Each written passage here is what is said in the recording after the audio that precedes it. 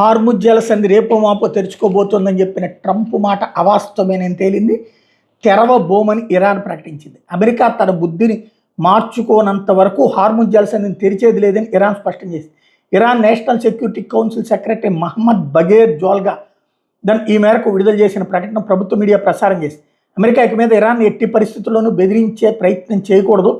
Iran ఈ ప్రాంతంలోని మిత్రపక్షాల మీద అమెరికా దాడులు మానుకోవాలి. అంటే యెమెన్, హౌతీ, హెజ్బుల్లా అట్లాంటి తీవ్రవాదుల మీద అనమాట.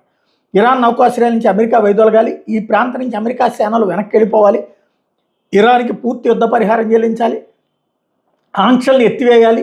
స్తంభింపజేసిన ఇరాన్ ఆస్తును బేషరతుగా విడుదల చేయాలి వంటి డిమాండ్లు కూడా ఈ ప్రకటనలో ఉన్నాయి.